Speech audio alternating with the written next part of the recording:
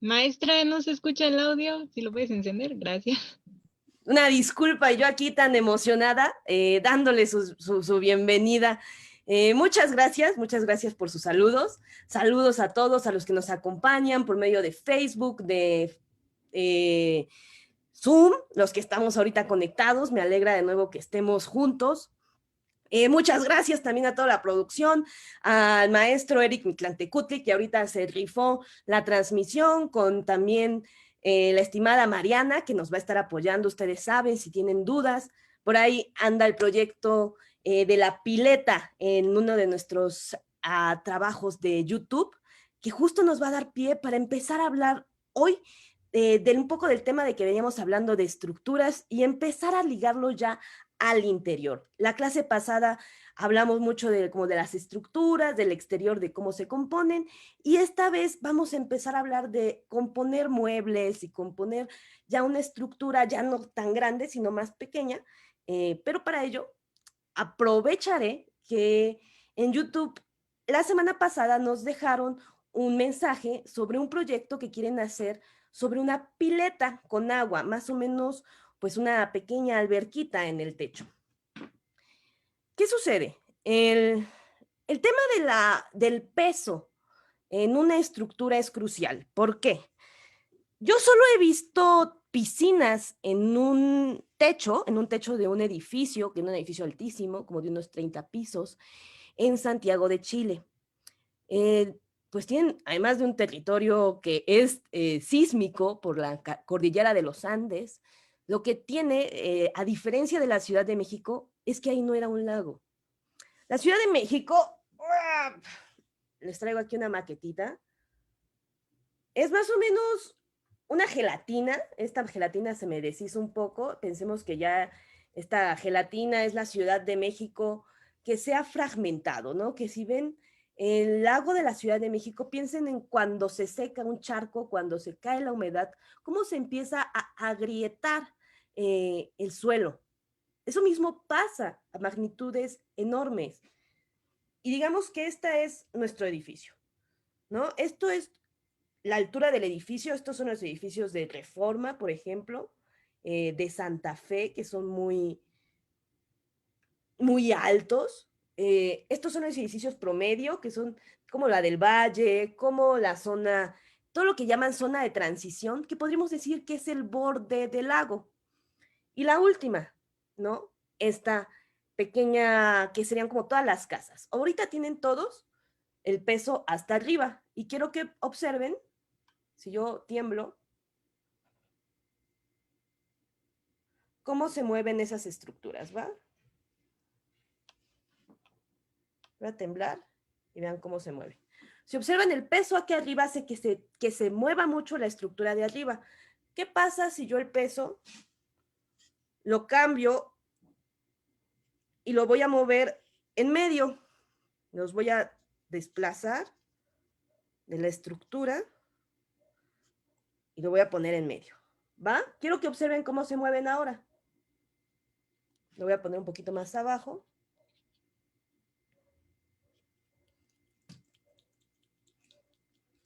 ¿Va? Observan cómo se mueven si yo pongo el peso en medio o hasta arriba, cómo va a moverse nuestro objeto. Ahí ya se me está cayendo el subsuelo de la ciudad. Si yo pongo arriba el peso en una estructura mediana, tiende más a moverse que si yo pongo el peso abajo, ¿no? Miren cómo se mueve. Es un poco la estructura. ¿Qué tienen los de Chile? Que pues la estructura que yo tengo, pues mi agarre de 1 centímetro. Todos los edificios altos, grandes, deben de tener una cimentación que llegue hasta la parte más dura. Prácticamente tenían que llegar a mi brazo para que se movieran con todo en mi brazo.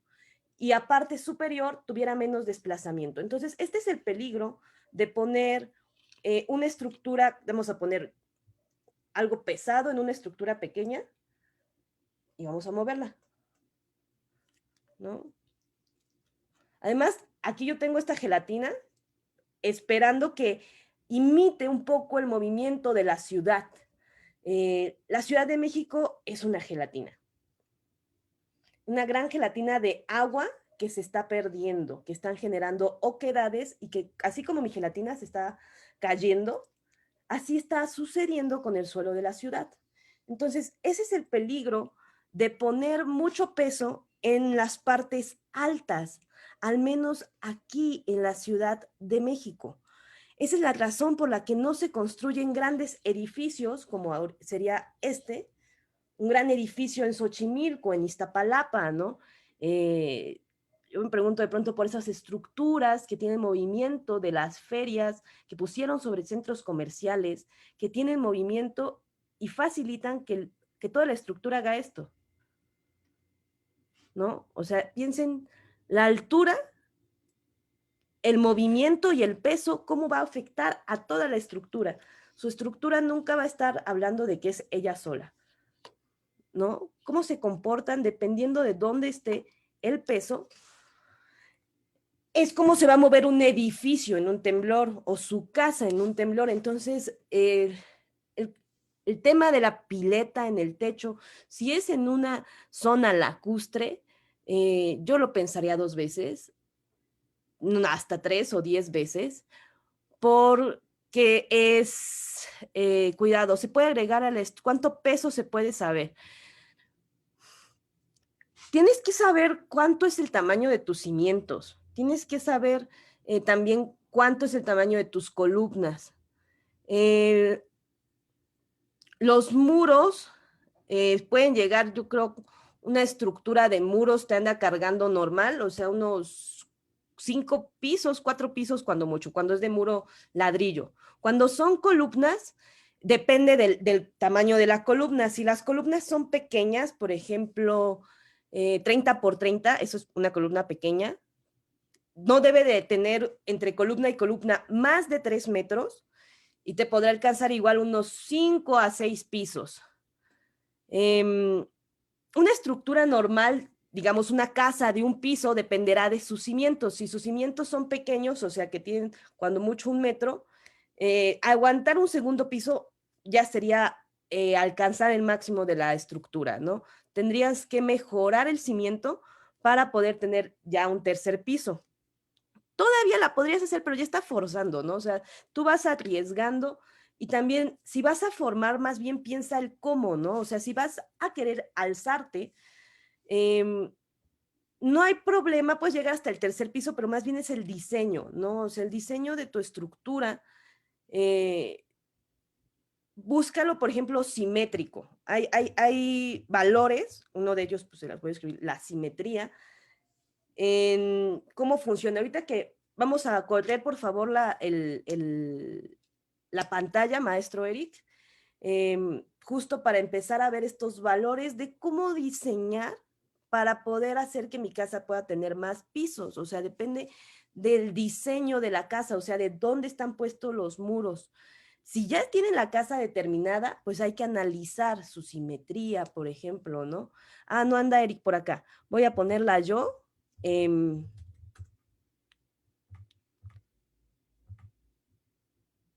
Ok. Mariana, ¿puedes compartir, por favor? Ya llegó el maestro Eric. Pueden compartir, ahorita les mando, por favor, el link de la presentación de hoy. Igualmente se lo vamos a compartir por YouTube para que también tengan la presentación, las presentaciones que yo les produzco, pues las pueden tener, pueden pedir el link y nosotros se las damos, ¿no? Para que puedan verlas después en su casa, si no la vieron completa, si no tuvieron buena transmisión, pues pueden usarla. Perfecto, muchas gracias, Eric. Se las mando también aquí por chat. Entonces, tenemos que conocer dónde, ponle pasando el mouse por cada numerito, por favor.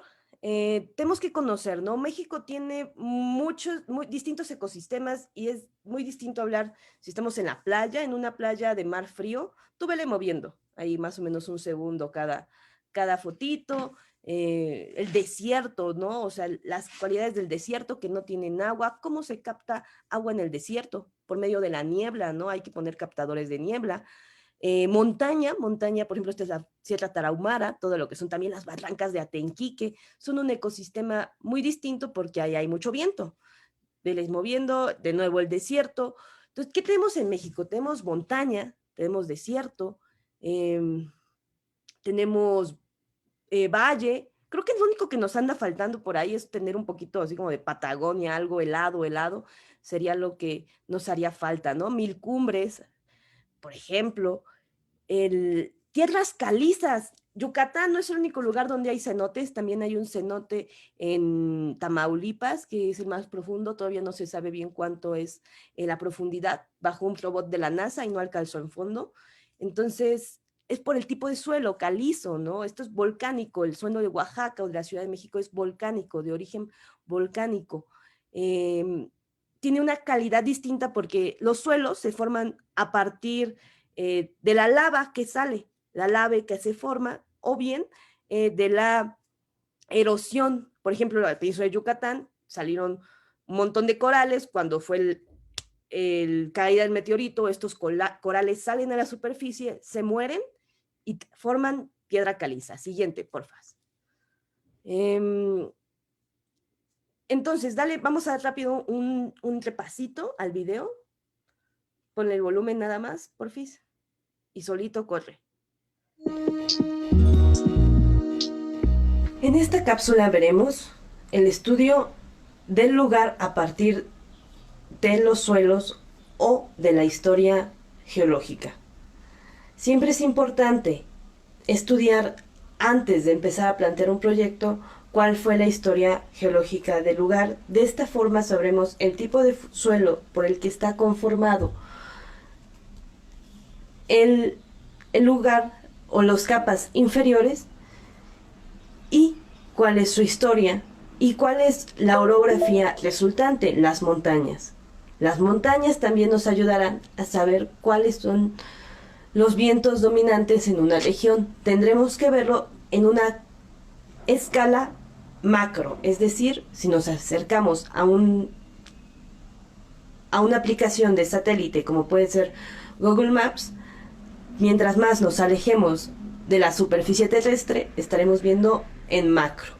Mientras más nos acerquemos, veremos a una escala micro. Cuando vemos la escala a macro, podremos ver la historia de los suelos investigando cuáles son las montañas más viejas y cuál es su origen. Si es origen volcánico o si su origen es por alguna formación tectónica.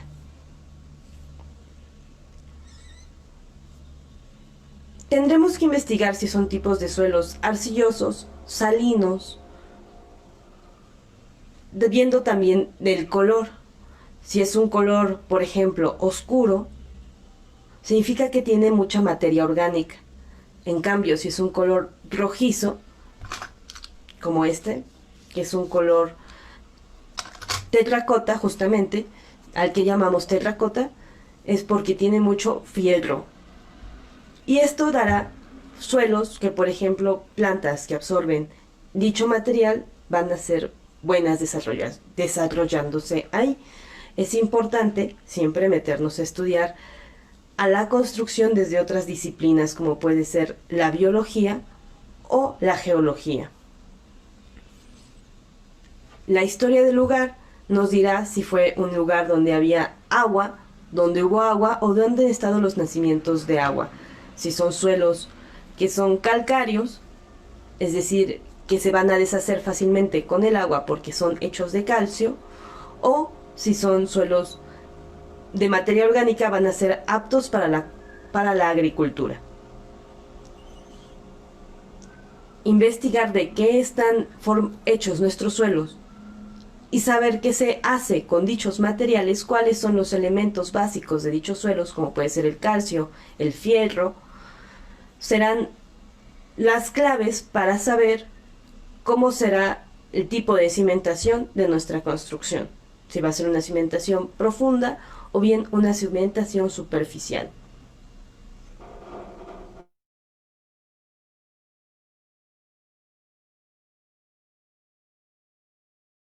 Perfecto, vale, damos a la siguiente.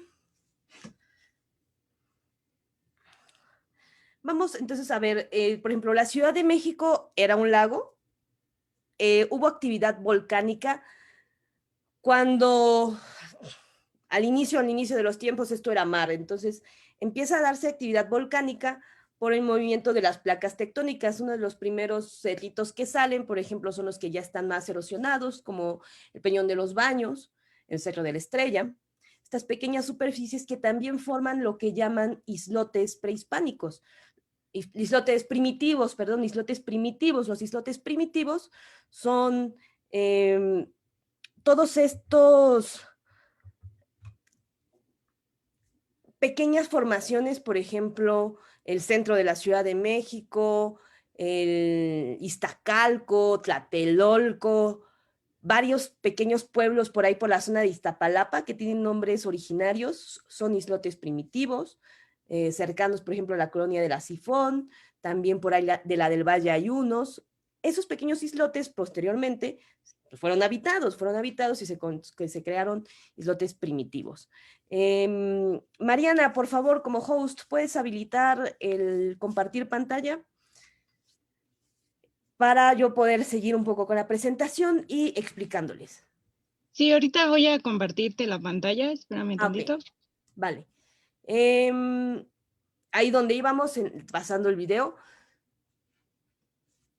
¿Qué pasa después de la formación de estos pequeños islotes? Sigue la actividad volcánica, se forman las dos grandes sierras, primero la del Popocatépetl, la del Monte Tlaloc, y posteriormente las del lado poniente, Naucalpan, el Ajusco todavía no, digamos que era una gran como cordillera, a la cual toda esa agua que caía en las montañas, pues se vertía hacia el lago, y todo ese lago salía como por Tepoztlán hacia el Valle de Morelos. Luego de la Valle de Morelos ya se iba como para la salida por el Iztaccíhuatl, ¿no? Entonces, esta riqueza, después salió el Ajusco, ya fue la última formación en salir. En medio por ahí sale la Sierra de Guadalupe, donde anda Indios Verdes. Todo esto pues hace que se quede un lago encerrado, una cuenca endorreica se llama, porque no hay salida de esa agua.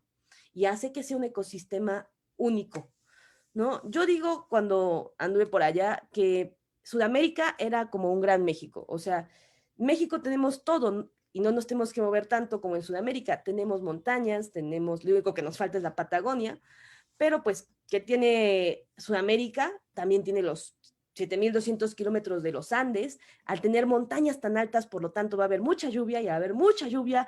De un lado va a haber un gran desierto por su presencia con el mar y del otro lado hay una gran selva. Es un contraste impresionante, tal cual como aquí tenemos el desierto de Chihuahua, el desierto de San Luis Potosí, de Zacatecas, y cruzando la montañita, así podemos encontrar la Sierra Tarahumara, las Barrancas del Cobre o la Huasteca. Es una riqueza única. Y pues, hablando de que tenemos mucha riqueza, piensen más o menos, vean, comparen, ¿no? Lo que hay de millones de kilómetros de cuadrados, 7 millones de kilómetros cuadrados del Amazonas, que tristemente se están reduciendo a los 1.043 millones de kilómetros de hielo y de agua congelada que está en el sur, esperando derretirse un poquito más para cubrir nuestras queridas playas. Entonces, lo malo es que estas playas se van a ir cubriendo ¿cómo?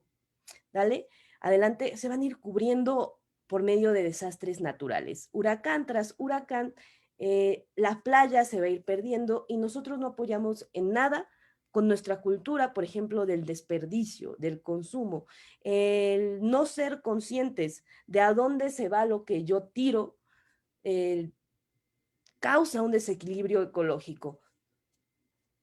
Todos, incluso toda la mierda, toda la caca que los animalitos sacan, por ejemplo, sirve para algo. ¿Por qué? Pensemos en este café muy exclusivo en Chiapas, que se lo come un monito, al rato lo saca, lo descome, y ese café es único, ¿no? La semilla que sacó el chango. Todo es un ciclo, todo es un ciclo. Lo que sacan unos les sirve a otros. La presencia de los hongos, por ejemplo, es muy importante y no somos muy conscientes. ¿A poco los hongos pueden vivir en ese basurero? No. En un lugar donde no hay hongos tampoco hay vida y nuestra basura, que no caben los hongos, pues no va a poderse reciclar y no va a poder entrar al ciclo. Dale a la siguiente. Entonces, ¿qué va a pasar? Que nosotros tenemos que empezar a diseñar y a pensar y a habitar pues en un mundo tal vez distinto, ¿no? Ya cambió hace unos meses que vivimos distintos, ¿no? El mundo ya se está acabando desde hace rato, ya desde hace rato nos lo estamos acabando, ya lo decían nuestros abuelos, y hoy es más que obvio. ¿Qué hay que hacer? Pues dice Martin Luther King, plantar un árbol, es una opción, yo pondría también mi compostero, y plantaría mi árbol pues con composta, ¿no? Pero hay algo también muy importante, nuestros valores, ¿no? No en un lugar donde la avaricia de cada uno es la que manda, no podemos crecer. ¿Por qué? Dale a la siguiente. Porque la importancia de tener un ciclo, ¿no? Un ciclo donde yo pueda habitar para cuidar, a eso me refiero, habitar en un sentido de que no solo estoy yo aquí presente, cuido, y cuando cuido realmente me apropio del lugar donde vivo. Eso es el diseño sustentable. Dale la siguiente. Ese es el diseño de cuidar, de realmente enamorarte de un lugar, ¿no? ¿Y por qué es importante? Ya sé que lo amamos, ya sé que nos gusta nuestro lugar, pero ¿qué hay? Por ejemplo, lo que se llama la huella de carbono. Cuando nosotros hacemos una construcción nueva, sea de tabla roca, de block, de concreto, de tierra, inclusive, vamos a generar una huella de carbono donde en la gasolina que usé para trasladar la tierra a tal parte, en el acero que compré para mejorar tal tornillo, ¿no? Cada pequeña pieza que yo voy tomando de este gran rompecabezas que es la vida, genera una huella de carbono, es decir, genera carbón al momento eh, de ser fabricado. Muchas veces, pues los que más tienen son todas estas construcciones de bloque de concreto donde la misma explotación para sacar el concreto produces mucho CO2.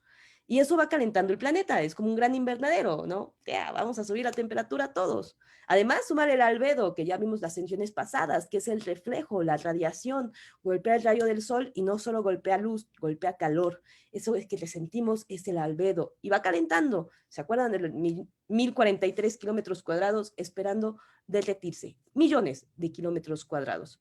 ¿Todo esto ha generado qué? Pues un cambio climático, la pérdida de ecosistemas. Y al haber pérdida de ecosistemas, hay una persona que no estamos teniendo en cuenta. Nosotros mismos, como especie, ¿no? Esta identidad de especie que somos, pues se están despojando, ¿no? Pensamos en el Amazonas, una vez que llega el fuego, que se despojan las tierras, que se mueren los animales después de un incendio provocado, pues ¿qué pasa? Que hay que sacar a los indígenas de ahí y esas tierras ya se usan para cultivo, se dejan cultivos extensivos que empobrecen la tierra y favorecen la formación de hongos malos, por así decirlo, hongos que destruyen todo un ecosistema porque hay muchos, por ejemplo, de bananas, ¿no? Hay un hongo que está matando grandes plantaciones de plátanos porque hay muchas. Entonces dice, aquí me comí, ¿no? Hombre, pues donde hay mucha comida va a aparecer un gran devorador. ¿Y qué pasa cuando perdemos eso? Perdemos saberes, perdemos gente que sabía cómo habitar en el lugar, perdemos gente, ya pensemos que yo soy generación perdida de que mis abuelos sí tenían tierras, mi bisabuelo tenía tierras, sabían de trabajar, sabían de cultivar, pero mi mamá ya no tiene esos saberes. Entonces, yo ya no heredo toda esa cultura de saberes de la tierra. Sin embargo, pues está la inercia de que uno dice, pues yo ya perdí eso, quiero recuperarlo, ¿no? Ya no existen esas personas que me puedan transmitir esos saberes. ¿Cómo puedo yo acercarme a conocer sobre las tierras donde venía mi familia, ¿no? Que es de San Luis, de la Sierra Gorda, conocer de dónde venimos, pues va a generarte identidad. Y quieran o no, eso, véanlo, cuando tienes identidad, te genera un, una familia, un eje. Y ese eje puede generar, digamos, en dos partes de la fuerza, una fuerza más violenta y una fuerza más pacífica, más de contemplación. Entonces, una fuerza donde hay destrucción y una fuerza donde hay crecimiento. No creo que también hay que ver la destrucción bien, o sea, creo que es demasiado positivista decir esto, como lo malo es que se destruyan las cosas, no, o sea, tiene que haber cierta destrucción para que haya un equilibrio. Tenemos que aceptar la muerte y los procesos como parte del equilibrio y parte de ese equilibrio es reconocer, por ejemplo, la muerte de nuestros recursos, ¿no? De mi Tetra Pak. aquí va a morir, antes de que yo lo vaya a echar al cadáver, me lo quedo y lo trabajo. Siguiente. Vamos a ir siguiendo, viendo un poquito lo que podemos trabajar. Entonces, ¿qué podemos trabajar? Con materiales reciclados, como llantas, PETs, costales. Está muy de moda el hiperadobe, superadobe, que son costales que se sobreponen. No ha sido probado esta tecnología. Por algo, no todas las estructuras que desde siempre han existido, las cuestiones como de tierra pisonada, ¿por qué no han sido tan populares? O sea, ya llevan mucho de existir, ¿por qué la gente no lo ha usado más? Esa es como un poco la tecnología en prueba. Lo que sí está probado, por ejemplo, son bajareque, el adobe, muros rellenos de carrizo, de escombro, o el uso de maderas. Y yo creo que aquí podemos meter a bambú, a las tarimas, a los huacales y aprender a manejar esas maderillas. Siguiente. Con ladrillos, sí, por ejemplo, con PETs, no se han probado, digamos, esta trabajo de materiales reciclados no está tan investigado nada más estructuralmente para saber, por ejemplo, hasta dónde falla, ¿no? Una estructura, cuánto es el peso máximo que te puede aguantar. No hay como que yo les pueda decir, no, pues una estructura de concreto te aguanta 2 toneladas.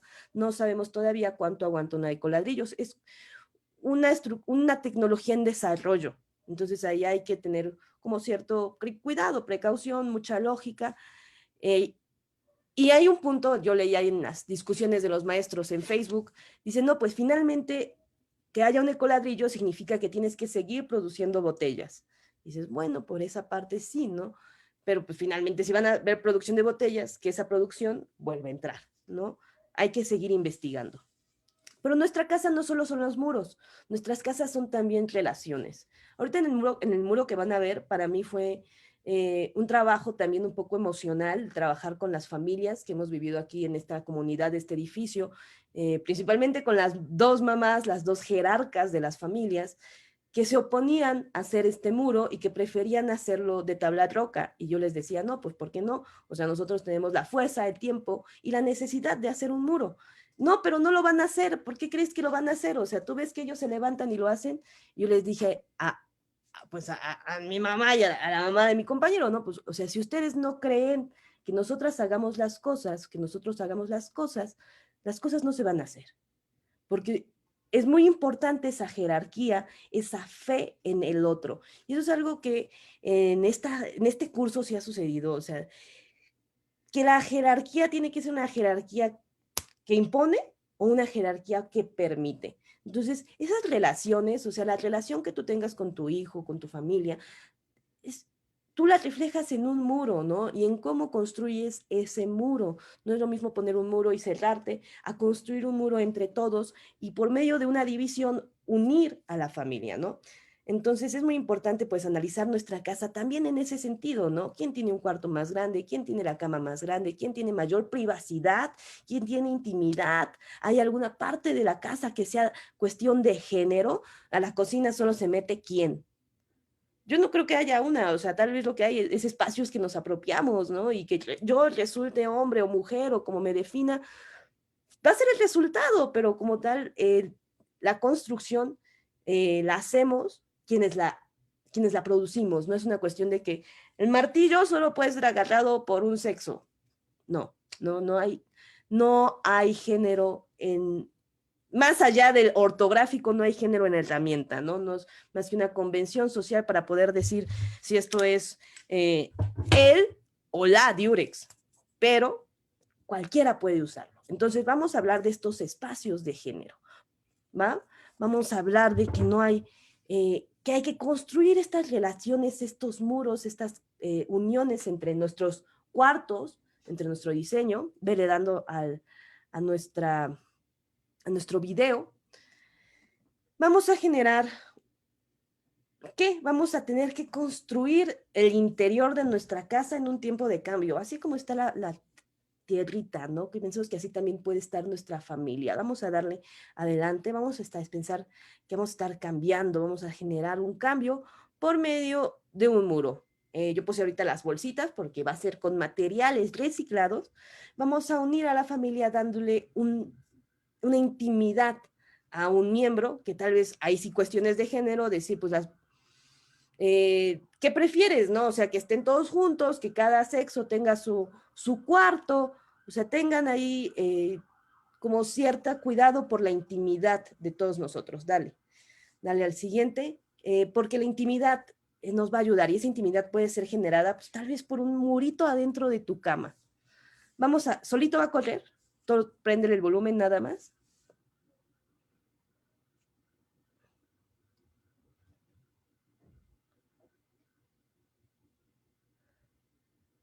A ver, pareciera que no está cargado el sonido. Dame un momento. Yo no sé por qué no se guardó. El sonido, vele corriendo. ¿Qué vamos a hacer? ¿Qué hicimos en este trabajo? Primero dibujamos nuestra casa, el planito que ya hicieron, ¿no? Ubicar dónde están las medidas de su casa, dónde están las cosas, el sol, la luz, la iluminación, empezar a pensar si quieren algo cálido, si quieren algo frío, empezar a diseñar, ¿no? Empezar a imaginar qué es lo que quieren hacer, ¿vale? Entonces, vamos a imaginar también qué sería lo que voy a querer hacer. En este caso, voy a pedir que por favor, Mariana, ahorita te voy a pasar un link y me lo compartes y ustedes vayan pensando y anotando qué es lo que van a querer de cambios. Tú sigue corriendo el video. Te voy a pedir ahorita que me corras nada más que te voy a mandar.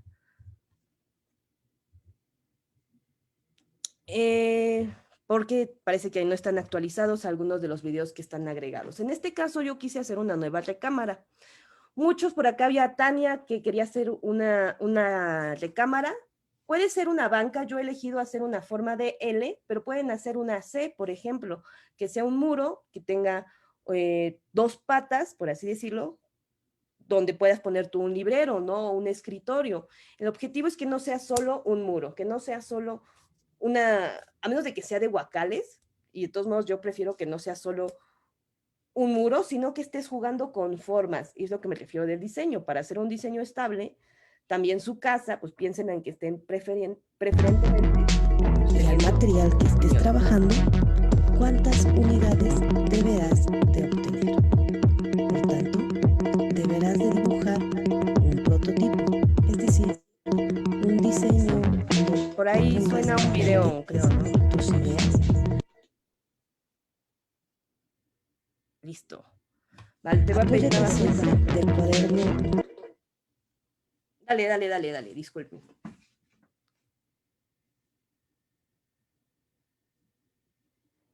Elaborar un diseño, por así decirlo, lógico desde el dibujo. Hay detalles que iremos planeando más cercano a cada elaboración y a cada momento de la elaboración, como son los detalles, en mi caso, de la banca en la que deberé guardar algunos elementos. Ponle el volumen, por favor, Mariana. Voy a seguir yo explicándolo, por ahí se oye demasiado la música, pero lo seguimos explicando. Yo aquí primero pensé, ¿no? Los detalles. Si va a tener, por ejemplo, aquí voy a querer una banca que abra, pues lo dibujo, ¿no? Que quieren hacer un muro o una estructura donde meter sus elementos, también los dibujan. Yo voy a empezar a dibujar también las ideas en lo que corre el video para ayudarles un poco a diseñar esto que me han solicitado de sus planos, que han dicho, no, pues yo tengo un gran cuarto donde tengo que trabajar con mi familia, ¿no? Donde todos los 4 vivimos y tengo que hacer además crepas. Tengo que dividir mi espacio para que todos vivamos en armonía. Lo podemos hacer desde un mueble, lo podemos hacer desde diseñar una estructura que nos ordene el espacio. Entonces, importante también ir pensando cómo la voy a armar. Si yo les dije que hay que formar estructuras que trabajen como una sola, en este caso es un marco el que está uniendo todas las cosas, ¿va? Es un marco el que está pegando. Entonces voy pensando, pues, ¿con qué voy a pegar ese marco? Voy a pegarlo con tornillos, con pegamento. ¿Cómo lo puedo hacer? Pues desde una investigación en internet, desde una investigación a ojo, pues me acerco a mi alrededor y empiezo a observar qué necesito, qué tengo, y empezar a observar, por ejemplo, cómo está hecho. También les voy a pasar más adelante el trabajo con herramientas digitales.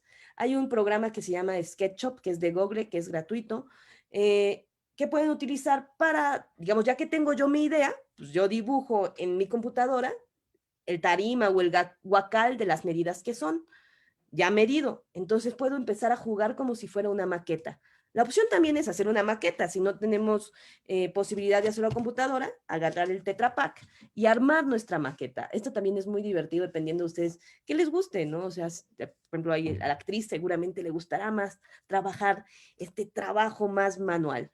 Vámonos con el siguiente. Ya vamos a empezar a ver todo lo que se planeó. Esto fue hace 4 semanas o 6 semanas que se empezó todo el trabajo de lijado. Un trabajo fuertísimo.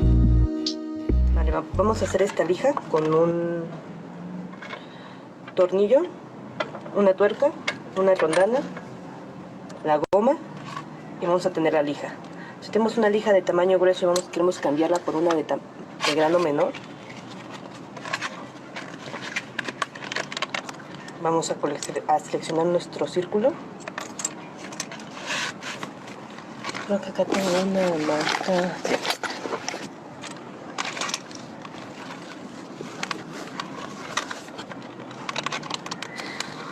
Marcar nuestro círculo. Si es muy delgada, lo mejor con un cartón. Lo mejor es ponerla con pegamento 5000. Puedes cortar con cúter o con uno de estos circulares, dependiendo si tienes y que te acomoda.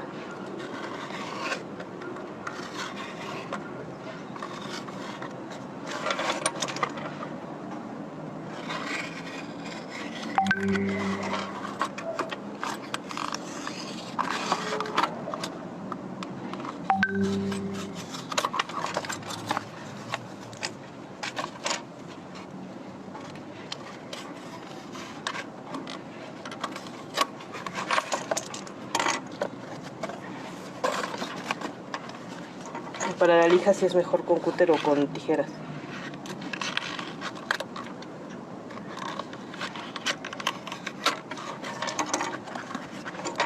Las tijeras de pollo, de pollería, serían las mejores.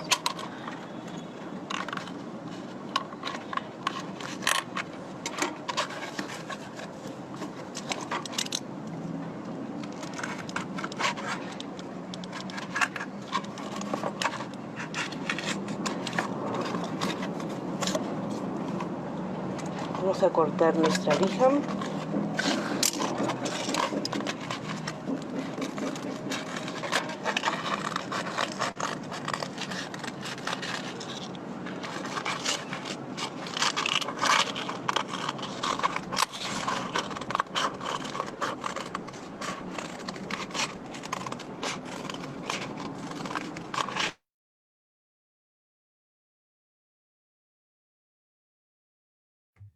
Bueno, estamos haciendo ahorita en caso de que no tengan, tenemos 2 opciones, hacerlo a mano o bien trabajar con un taladro. El taladro nos va a ayudar a que seamos un poquito más rápido con la elaboración de la lija. Y esto va a permitir ganar poquito de tiempo. Les estaba pasando aquí como este tip de cómo elaborar una lija a partir de materiales de una lija previa, ¿no? Vamos a generar un círculo, pueden agarrar un vasito y calcar y luego con las tijeras, unas tijeras de pollería, echarse su circulito y hacer con la misma broca del taladro el agujero para generar pues esta dona de trabajar. Los guacales, justamente ahorita vamos a ver un ejemplo. ¿Me pueden apoyar compartiendo pantalla por ahí en lo que les explico? Por ejemplo, Más adelante vas a ver un despiece con guacales de cómo generar un mueble. También estamos trabajando, depende de qué necesites, de tus recursos, ¿no? Si tienes posibilidad de agarrar, por ejemplo, guacales o tarimas o maderas, pero ¿cuál sería el objetivo? En el caso, por ejemplo, de Karen, ¿no? Que estamos trabajando, buscando generar un espacio donde quepa las cosas de sus niñas, el estudio y además una pequeña cocineta. ¿Qué tendremos que hacer? Yo recomendaría pues elaborar, si lo viera desde arriba, estaríamos elaborando un mueble. Por el espacio, yo recomendaría que fuera en C, como una C gigante. Y vamos a elaborarle pues algunos contrafuertes, que son como estos dobleces, donde vamos a ocupar, por ejemplo, de aquí a acá voy a poner una madera, aquí va a ir esta madera horizontal,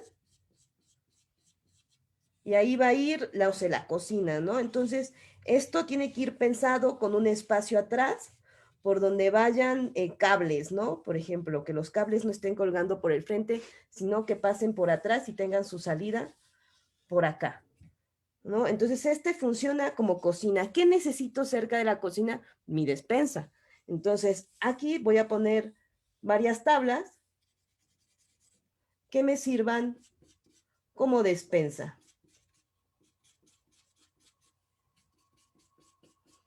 ¿Va?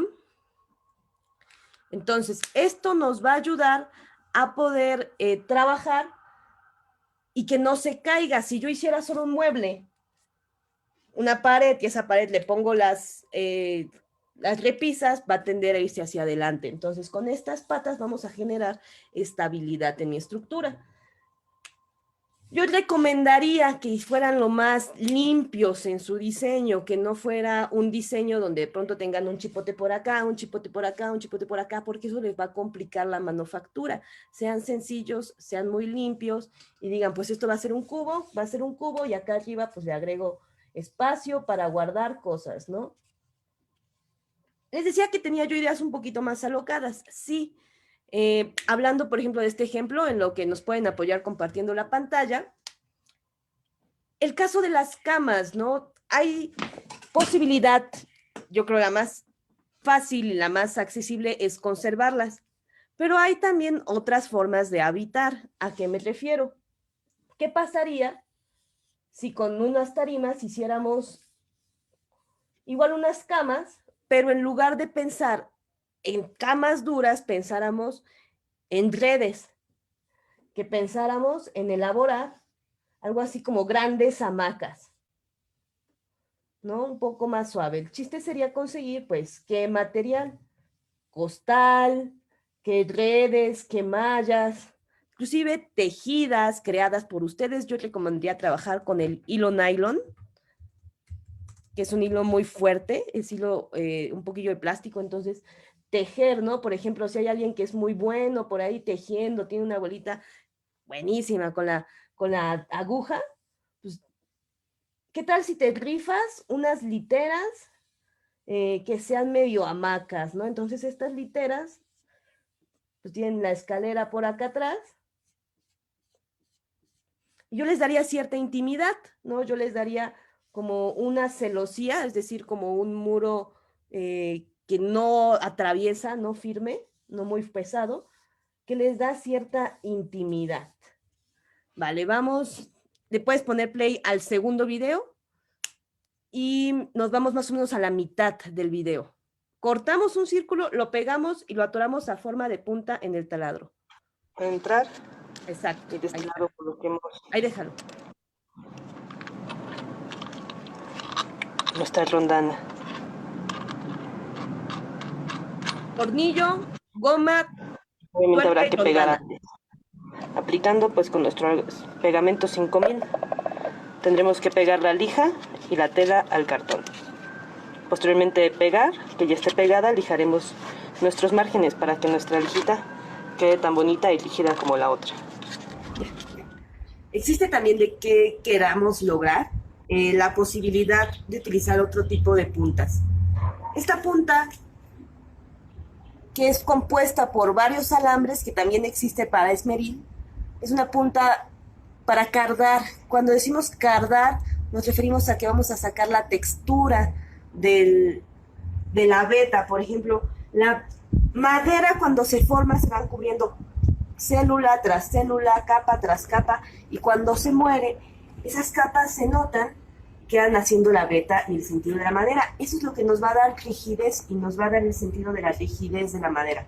Por ejemplo, que se ha roto es porque la veta va horizontal y ha hecho mucha fuerza en este sentido, provocando este pandeo. Si la fuerza fuera en otro sentido, tal vez vertical, bueno, igual nuestra longitud no nos es favorable. Si esta veta estuviera en vertical, trabajaría distinto, ¿va? También podemos lograr otros terminados dependiendo de las lijas que usemos a mano. Podemos generar texturas más lisas o más gruesas dependiendo del grosor de lija que usemos. Usemos mientras más fina, vamos a obtener un acabado más liso. Existen las lijas negras. Estas son lijas de agua que sirven para pulir. Se pone agua en la superficie y se pasa esa lija y sirve para sacar brillo a superficies ya barnizadas. Pero esta vez vamos a centrarnos utilizando lijas rojas y vamos a aprovechar y vamos a taladrar, vamos a limpiar hasta sacar el color de nuestra madera.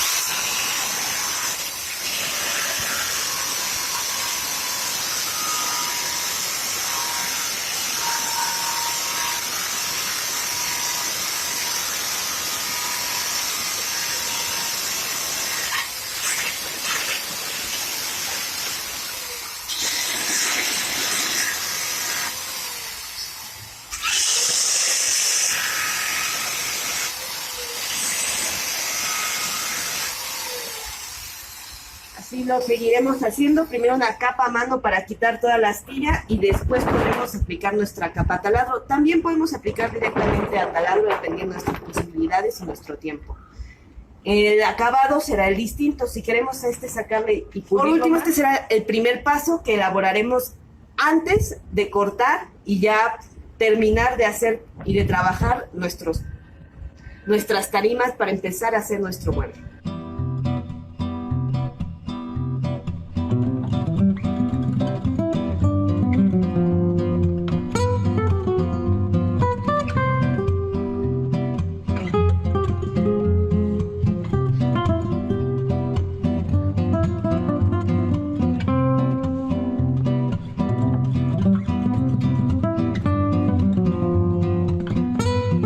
Trabajo a mano, trabajo con taladro, quitarle los filos con un cúter, hay que quitarle todos los filos para evitar astillarse.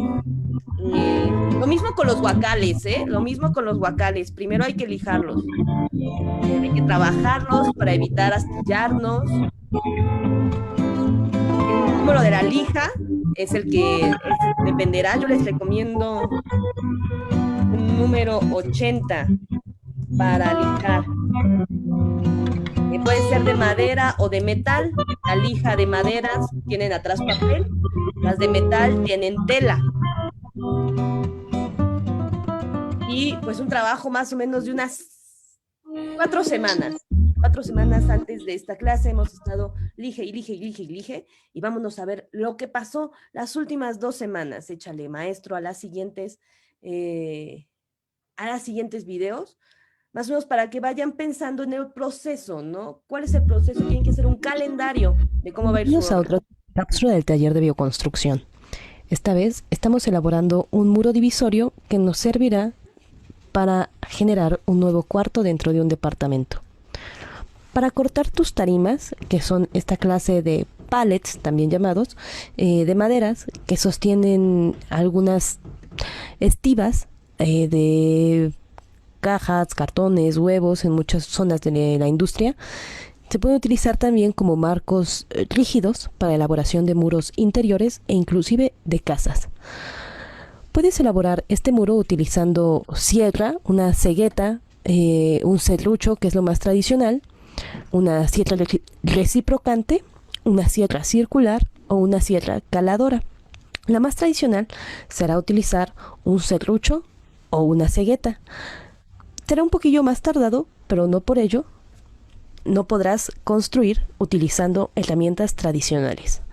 La inversión también en maquinaria te ayudará a facilitarte y aumentar el proceso, el acelerar el proceso y poder aumentar tu rendimiento en la construcción. En este caso, de acuerdo a las medidas de nuestras tarimas, hemos cortado para obtener un poco de madera que utilizaremos después para generar los lados laterales de nuestra banca. Esta tarima que se encuentra en pantalla no será utilizada en su forma original, sino que la tendremos que modificar esas maderas que hemos sacado para generar los lados de la banca. Otra de las tarimas que nos han servido también tienen otras medidas que no son las más comunes en la medida de la industria, y debemos de aprovechar esas imperfecciones para utilizarlas posteriormente en nuestro diseño. Recuerda limpiar también muy bien de todos los clavos y astillas antes de trabajar tus tarimas. Así evitarás futuros accidentes o errores que tengas. En esta nueva tarima que hemos utilizado para la parte baja de la banca, esta tarima estaba construida con dos partes transversales de acuerdo a una forma distinta a como están todas las demás. Esas dos partes transversales medían proporcionalmente 40 y 43 centímetros, una medida conveniente para utilizar en un asiento. Así que con nuestra sierra coladora hemos cortado de acuerdo a la medida que venía la tarima y dejado una pequeña parte de piezas que son las partes de en medio que utilizaremos después para hacer uniones entre nuestros muros y nuestras partes, nuestras tarimas del muro interior. No desperdicies nada de lo que tires, guárdalo porque posteriormente podremos utilizarlo para nuestra construcción. He tenido que cortar todas las piezas de mi tarima, tanto por un lado como por el otro, para obtener dos marcos rígidos que te podré utilizar como asiento y que acomodaré de acuerdo al tamaño de mis tarimas. No se puede dar una medida exacta, de acuerdo, porque todo esto dependerá del tamaño que pueda variar en las tarimas. Aproximadamente miden 1.2 por 1 metro. Esta es la medida tradicional. Sin embargo, la tarima que utilizamos para generar nuestra banca pues medía un poquito más. Así que el promedio es de medir 1 por 1.20, pero puede haber algunas variaciones de acuerdo a la tarima que estés utilizando. Por último, hemos hecho una prueba piloto de acuerdo a las medidas de las tarimas que tenemos ya preparadas y seleccionadas para generar el muro interior. Estas pruebas son muy importantes para evitar futuros errores en la construcción. Así que cuando estamos tratando de materiales que no tienen una medida exacta, es decir, que pueden variar por 1 o 2 centímetros, tendremos que ser muy cuidadosos al momento de ir construyendo y hacer nuestros despieces, es decir, ir acomodando nuestras piezas en el momento antes de unirlas.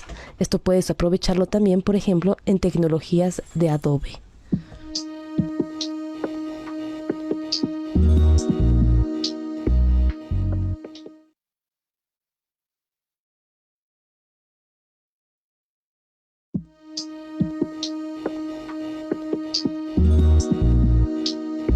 Hola, bienvenidos a otra cápsula del taller de bioconstrucción. Esta vez estamos armando un muro divisorio para generar una banca que nos divida una sala de un nuevo cuarto que se generará en una sala comedor. Estate atento a cuáles serán los materiales y herramientas que puedes necesitar. Primero, debemos de utilizar tarimas. Asimismo, también herramientas como puede ser serrote, serrucho, martillo o sierra. La sierra caladora, la sierra circular serán las que mejor te sirvan en este ejercicio. Para la elaboración de un muro divisorio con tarimas, hemos de calcular cuál es la cantidad de iluminación que nos conviene según la altura y el uso del cuarto. Esta vez hemos seleccionado aproximadamente 4 tablones de la tarima que deberán de moverse para poder utilizarlos. Preferentemente, utiliza un método en el que puedas recuperar todos los trozos de madera sin hacer ningún corte en ella. Debido a la fragilidad de nuestro elemento, al momento de golpearlo por atrás con un martillo, empezaron a quebrarse algunas de las maderas. Esto debido a cómo estaban hechas o tomadas estas tablas, que pueden tener algunos defectos como ojos o nudos, que al momento de golpearlas hacen más frágil nuestra estructura. Por lo tanto, debimos de cortarla, como se muestra en video, con apoyo de nuestra sierra caladora, o bien puedes utilizar también un formón o un serrote. Con este corte vamos a elaborar una ventana en la cual se colocará una lámina de policarbonato que nos ayude a dar una iluminación difusa y que además impida la vista hacia el interior del cuarto. Durante este proceso hemos trabajado principalmente con sierra caladora y martillo. El formón también es un tipo de cincel con el que se puede generar cortes sobre la madera y que puede sustituir a la sierra caladora. En este caso, debido al tiempo para la producción de este muro, hemos elegido un proceso con herramientas técnicas pues que nos apoyan a que sea un poquito más rápido nuestro proceso. Hemos elegido también limpiar todas las tarimas de los clavos que nos pudieran provocar algún corte o también alguna falla a la estética. Por tanto, hemos ocupado nuestro martillo para quitar todos los clavos que sobresalían al momento de haber limpiado las tablas que corresponden al muro de la ventana. Una vez limpios, debemos también de hacer algunas pruebas para ver si nos convence la altura que estamos eligiendo. Además de ir midiendo cuáles serán las tarimas que más nos conviene utilizar según el método o el funcionamiento de cada una de ellas. Para levantar las maderas hemos utilizado también nuestro martillo, insertando la parte de la uña de atrás entre las maderas, las partes largas y las partes más gruesas, para permitir que la madera se levante y podamos sacarlas todas las piezas para permitir hacer una ventana. Estas mismas piezas las reutilizaremos posteriormente para nuestra banca y dar un terminado liso a la madera y a la banca que se va a ver, es decir, evitar que se vean los huecos entre maderas. En nuestro proceso han participado distintos vecinos de la comunidad del edificio. Esto para generar una mejora dentro de uno de los pequeños departamentos donde tenemos la necesidad de generar un cuarto más. En el proceso de construcción no ha habido alguna distribución especial de los roles de género, incluyéndose ya sean mujeres u hombres a las distintas labores de acuerdo a la afinidad que tengan con la herramienta que estén trabajando. Es decir, puede ser que te acomodes mejor trabajando con un taladro o con una lija tradicional. Todo dependerá de cómo tú sientas que mejor desarrollas tus habilidades. Asimismo, la participación de todos en el proceso de construcción es importante, que prueben todos los roles y se sientan más cómodos en el lugar donde deban ocuparse. No necesariamente todos deban de ser un constructor que se dedique a las partes más pesadas. Habrá quienes se dediquen a aquellas partes a veces más pequeñas, como pueden ser sacar clavos, pero que son igualmente necesarias para el proceso de construcción. Finalmente, hemos acomodado también todas nuestras tarimas de acuerdo al tamaño de estas para generar un muro y así, antes de la colocación, estar seguras de cuál será el lugar que deban ocupar cada una de las tarimas. Durante este proceso es importante que generes una nomenclatura para saber cuáles son las piezas que van de acuerdo al despiece de tu diseño.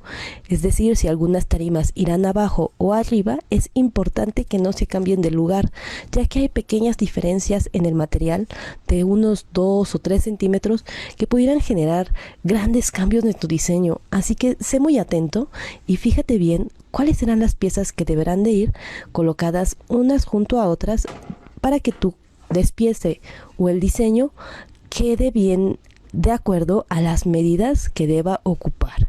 Estate atento siempre de las medidas como la altura o el ancho de tu cuarto para evitar o tener en cuenta cuánto hay que desbastar.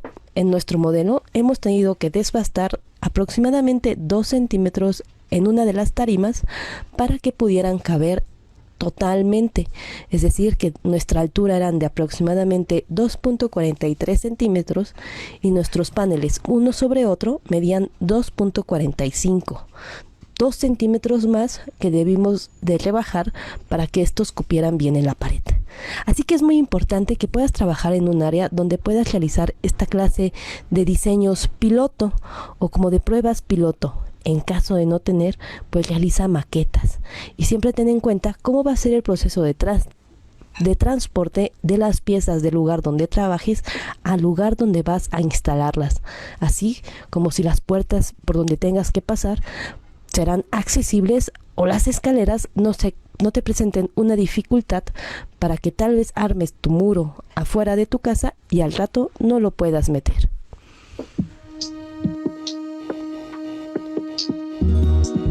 Eso es bien importante. Siempre que hay una mudanza está ¿cómo movemos el sillón? ¿Cómo entra el sillón? Ay, no, eso es un problema bien fuerte. Ahora ya hemos trabajado la parte del diseño, vamos a la siguiente y vamos a ver ahora ya la montada. Esto sucedió los últimos 2 días, los últimos 3 días. Pon el volumen, nada más, y corre el video. Para hacer un muro divisorio, hemos cortado primero nuestras maderas de acuerdo a la altura y al ancho de las tarimas que vayamos a ocupar. Después de lijar las imperfecciones, unimos nuestras tarimas para elaborar los primeros 2 módulos que irán en la parte baja del muro. Posteriormente, con las tarimas sobrantes y algunas piezas que hemos sacado de otras, elaboramos la parte de la banca. Nuestro muro va a funcionar como una L. La parte larga de la L serán las piezas de la tarima que conforman el muro. La parte corta será la banca, que nos ayudará como contrapeso para evitar que se voltee nuestro muro interno. Para un muro divisorio, primero tenemos que cortar a la medida el marco que va a armar las tarimas, de acuerdo a la altura de nuestro cuarto. En este caso, con una sierra caladora, puedes utilizar también una cegueta o un serrucho, cortar de acuerdo a la altura del muro que vaya a tener. En este caso son 2.43 centímetros. Posteriormente, para armar el muro, también hemos lijado todas esas pequeñas imperfecciones que podemos encontrar en nuestras tarimas y que posteriormente nos pudieran hacer complicar nuestro diseño. Con las piezas sobrantes hemos armado una parte de la banca y hemos cortado de acuerdo a la altura de 45 centímetros.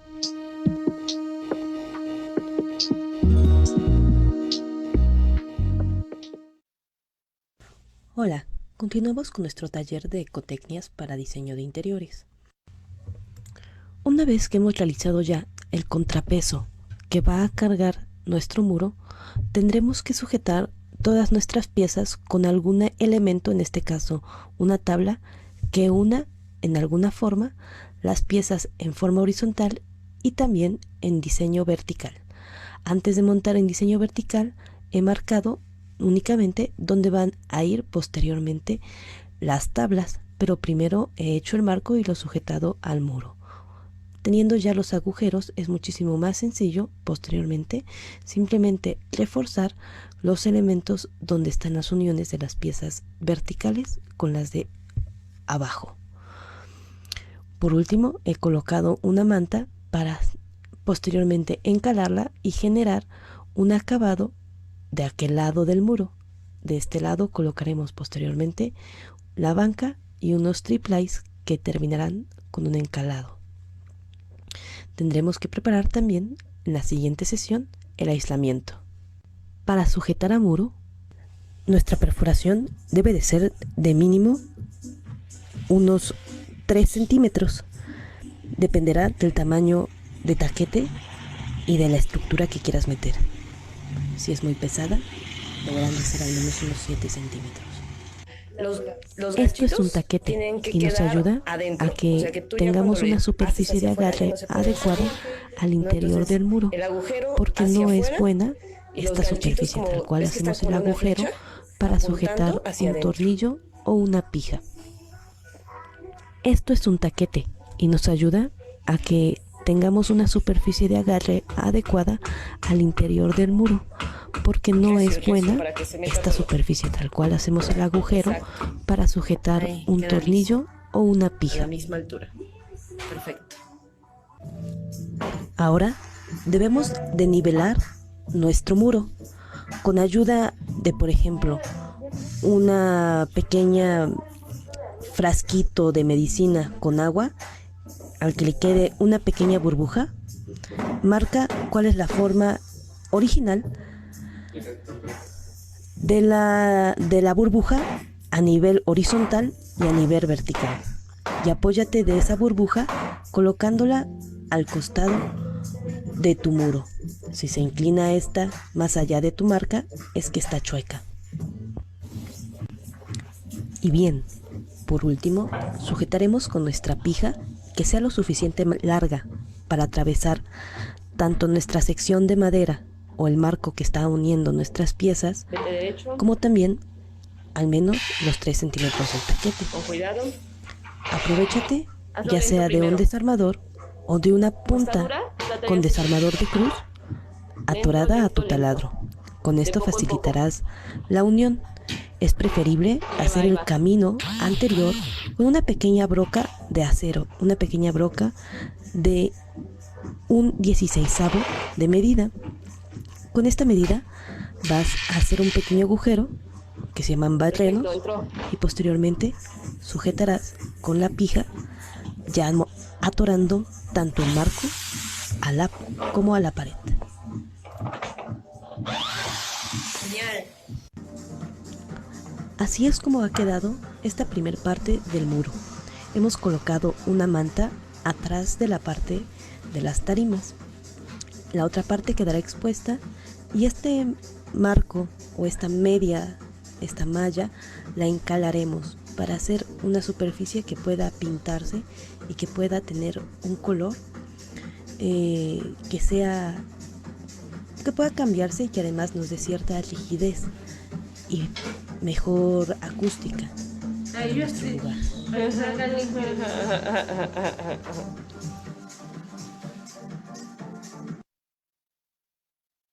Dale, la siguiente. Sí, está muy padre. A mí también estoy muy emocionada. Ya nos sigue como la parte del encalado. Estoy muy feliz. Más o menos, ahorita llevamos unos 700 pesos invertidos. Más o menos fueron 100 pesos por 6 tarimas. Con 6 tarimas armamos el muro y la banca. La banca nos sobró, de hecho, media tarima. Yo creo que la podemos utilizar para un escritorio.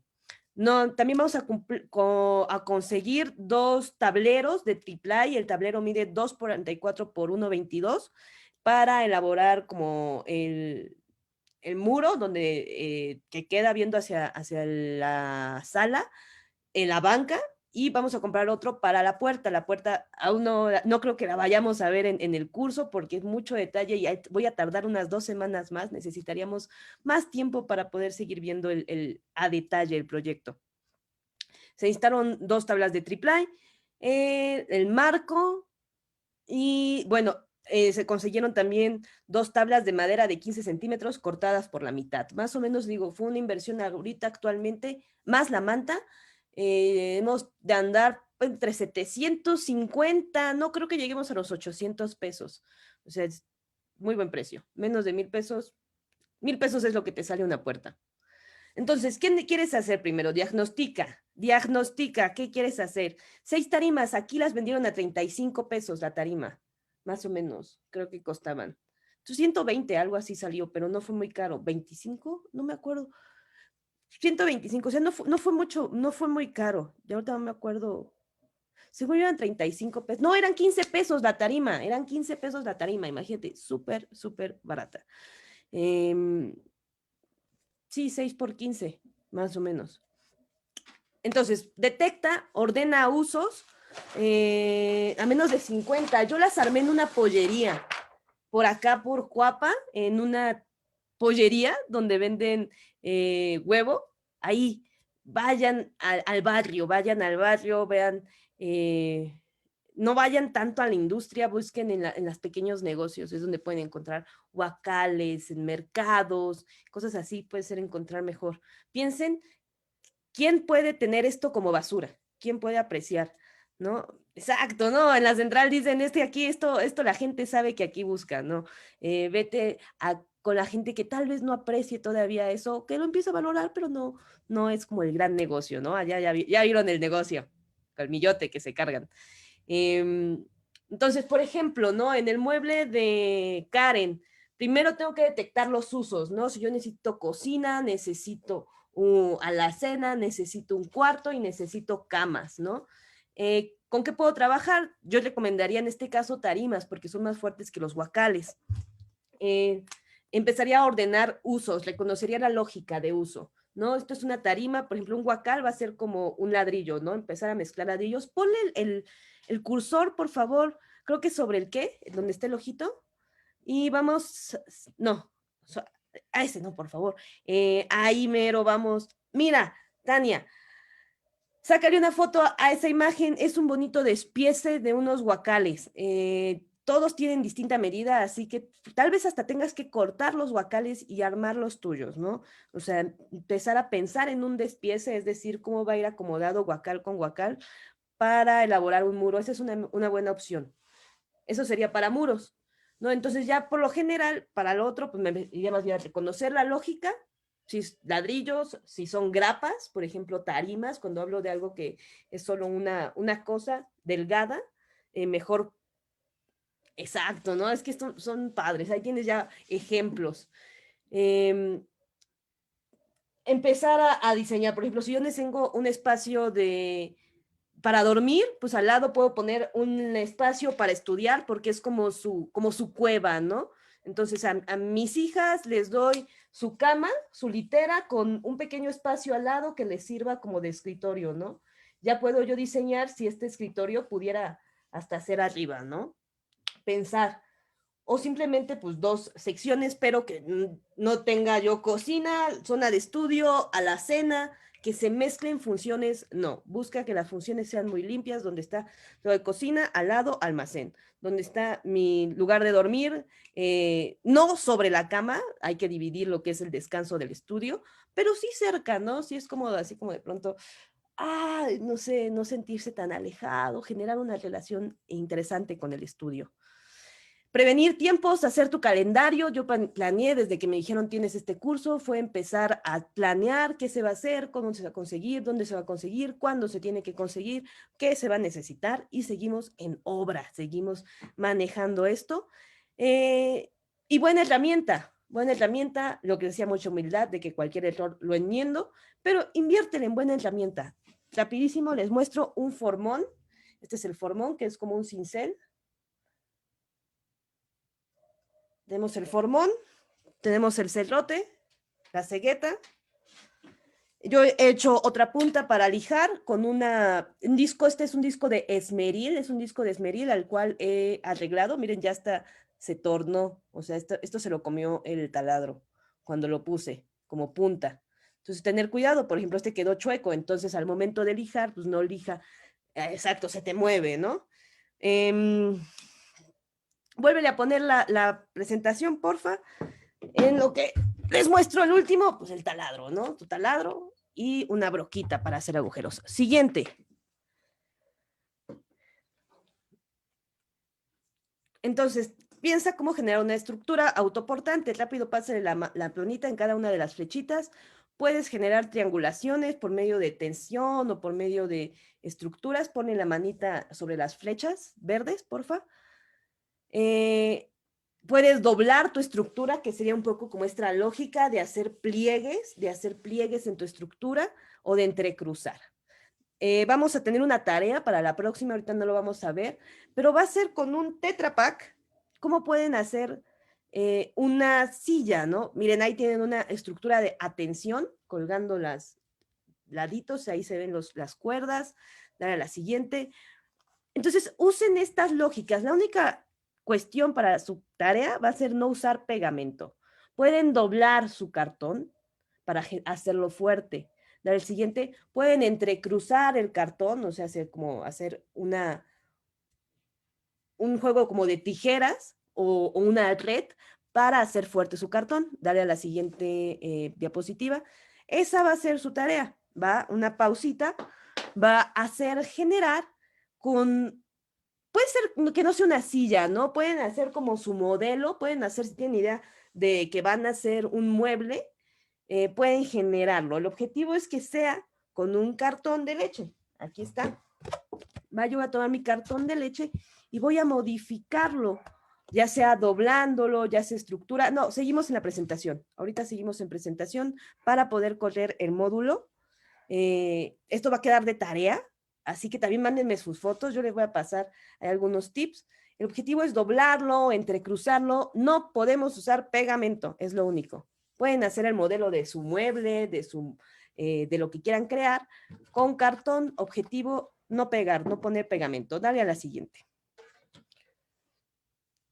Entonces, vamos a empezar ya a trabajar los últimos 10 minutos. Quiero que vean el muestrario de acabados. Ya les pasé a los muchachos del Zoom el video, sin embargo, a los de YouTube no. Vamos a darle a ver el videillo. Son 11 minutos, vamos a terminar justos.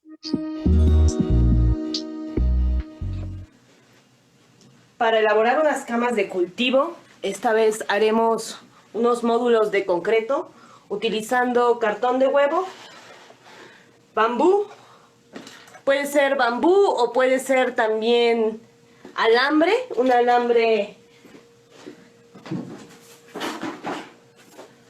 no tan delgado, será del número 14, algo así, un número 12, que puedas tú colocar como emparrillado. Y un alambre pequeño, delgado, del número 28, 18, 21, que puedas utilizar para hacer amarres. Lo que vamos a hacer es un armado hecho con bambú o hecho con alambre para darle rigidez a un bloque de concreto que vamos a colar. Entonces vamos a elaborar, si vamos a hacer una cama, digamos esta vez yo voy a querer un módulo pequeño y dos módulos grandes, entonces voy a pegar dos cartones unidos por una sola rama que una los distintos piezas en vertical que irán sujetas también al bambú y que harán como un emparrillado que normalmente se pone en las construcciones. Normalmente es de acero, vamos a sustituirlo por esta fibra vegetal que tiene las mismas características físicas que el acero, muy semejantes. Entonces es un buen sustituto. Vamos a colocarlas únicamente dos varas en los extremos de cada lado, tanto vertical como horizontal. Y posteriormente voy a proseguir a armar, es decir, a amarrar con mis pinzas y con mi alambre cada uno de las esquinas, de modo que todo quede unido. ¿Va?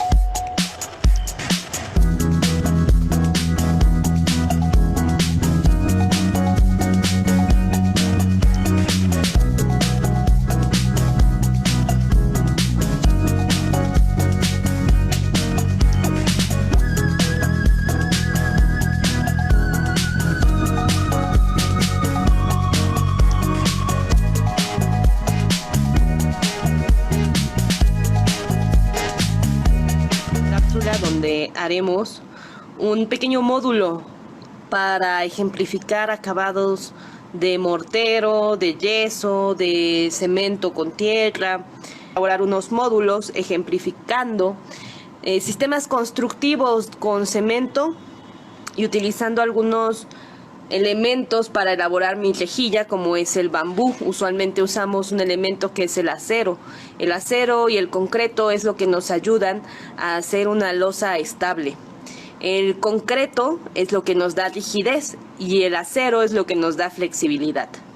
Por eso es importante, si vamos a sustituir un material, que tenga las características más parecidas que podamos.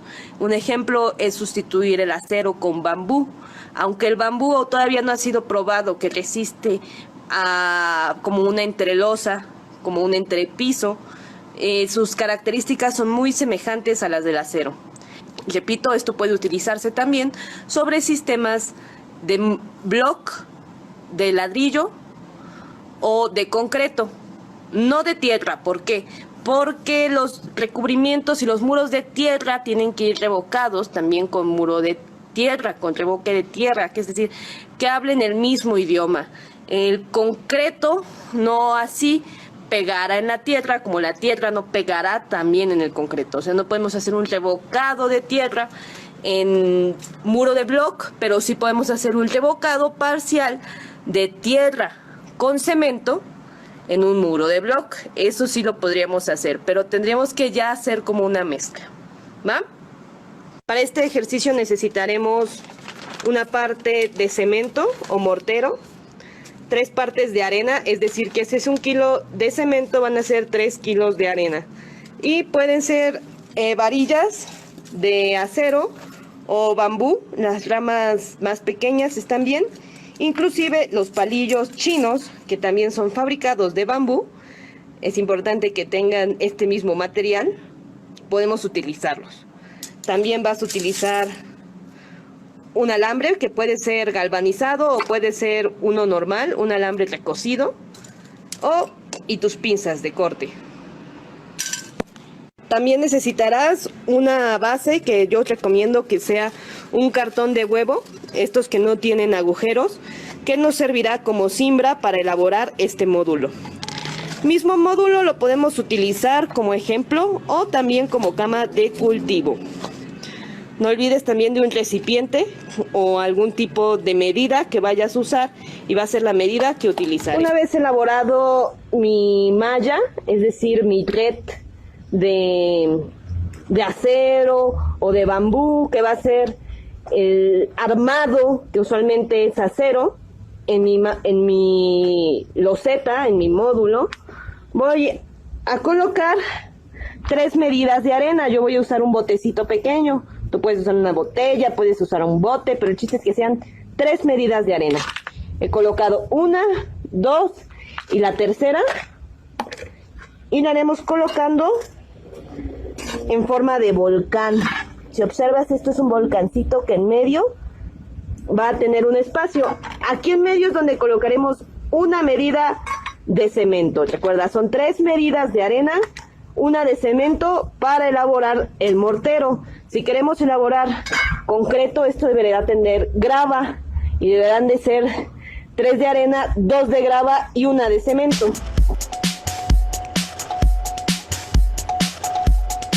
Vamos a tomar de nuestra agua una medida y vamos a empezar a mezclar de afuera hacia adentro.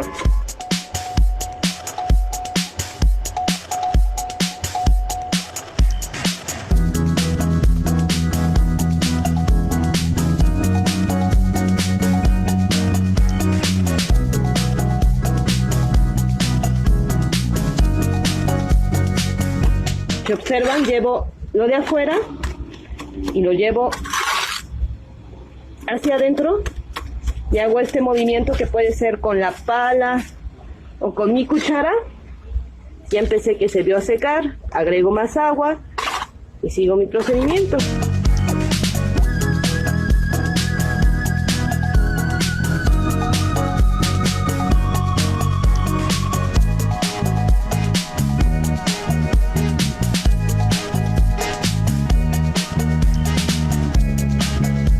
Que he cubierto todo mi módulo, voy a vibrarlo, es decir, a darle pequeños golpecitos a los lados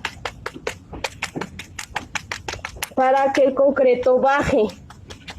Puede haber quedado algunos hoyitos y eso no queremos que quede. Y vamos a dejar al menos una semana para que esto esté bien fraguado. 24 horas es lo mínimo. Hola, bienvenidos a otra cápsula del taller de bioconstrucción. Esta vez veremos cómo preparar un cernidor para limpiar nuestra tierra antes de prepararla. Es importante mencionar que el tamaño de malla dependerá de la finalidad con que quieras utilizar tu tierra. Si vamos a utilizar una tierra para elaborar la estructura, como puede ser para COP, bajareque o adobe, la malla mínima debe de ser de 5 milímetros, más o menos 4,5 milímetros por 4,5. También para realizar tus pruebas de tierra se recomienda cernir anteriormente. Si vamos a utilizar nuestra tierra para el repellado grueso, cierne tu cal o tu tierra en un cernidor como el que tenemos en video, que es de 2 por 2 milímetros. En cambio, si vas a utilizar las tierras para pinturas, lo mejor es pasarla por medio de una tela, de la tela llamada organza.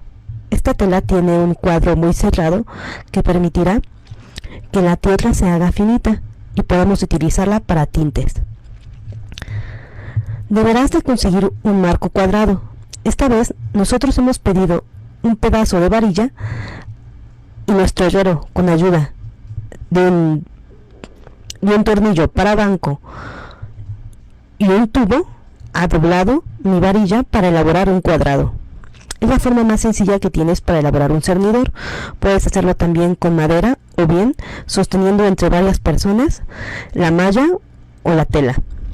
Recuerda que la malla puede tener algunos pequeños filos, entonces es recomendable utilizarla con guantes. Yo he cosido mi malla alrededor de la alambre con un pequeño alambre del número 18. Puedes utilizar de un calibre menor, es decir, 21. El número de calibre significa cuántas veces cabe el diámetro de lo que estés hablando dentro de una pulgada. Es decir, que un calibre 21 cabe 21 veces, mientras que un calibre 18 cabe 18 veces dentro de una pulgada. Es por eso que un calibre mayor, de un número más grande, significará que nuestro alambre sea más pequeño. Y mientras más delgado, mejor podremos utilizarlo como un hilo para coser nuestra malla alrededor del marco que hayas diseñado.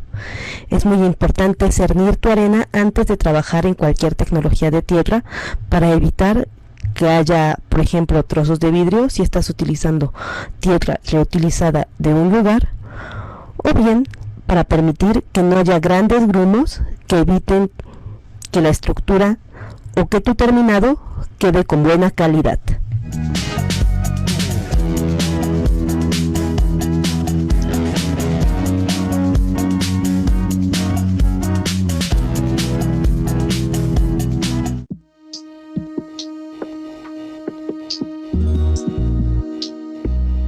Y ponte la última ya para despedir a los muchachos del YouTube, irnos a platicar un poquito de sus dudas, de cómo van, de qué quieren hacer. Pues le dejo aquí este GIF que yo quería poner para batirnos, ¿no? Es hora ahora sí de batirse, hagan su módulo, próxima clase pues ya nos vemos para empezar a trabajar tierras, ¿no? Es empezar a trabajar los revocados, entonces arena, cal, cernidor, bien listos, ¿va? Entonces nos vemos en YouTube la próxima semana. Esperemos que ya haya tiempo de leer sus comentarios esta vez. Entonces, muchísimo gusto. Nos seguimos con los muchachos en el Zoom para que nos platiquen cómo van con sus proyectos. Un saludo, despídense todos así de la cámara en público y nos seguimos platicando por aquí ahorita en privado. Nos despedimos, saluden a su mamá y dime, salí en Zoom, ¿no? Ahora estoy aquí y le mandan la foto. Así. Salí en YouTube, mamá.